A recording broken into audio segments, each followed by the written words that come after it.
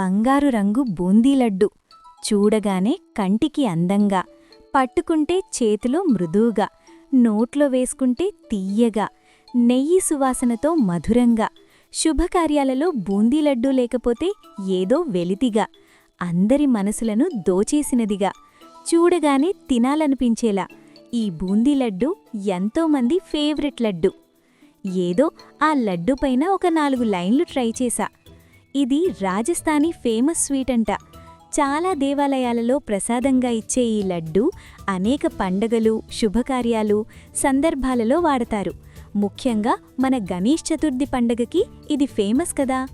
మరి ఆ బూందీ లడ్డుని నేనైతే ఇలా చేసేశా.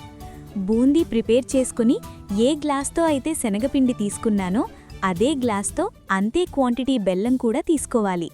బెల్లం పాకం తీగపాకం రాకముందే ఒక స్టెప్ ముందే స్టవ్ ఆఫ్ చేసి బూందీ కలిపేయాలి.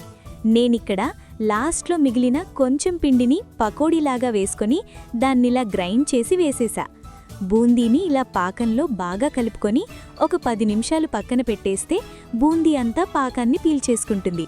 ఆ తర్వాత నెయ్యిలో జీడిపప్పుని కొంచెం ఫ్రై చేసి ఇలా బూందీలో కలుపుకొని చేతికి నెయ్యి రాసుకొని లడ్డూ చేసుకుంటే అంతే, బూందీ లడ్డూ రెడీ.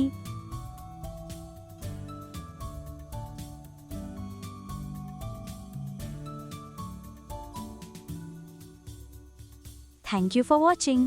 బాయ్.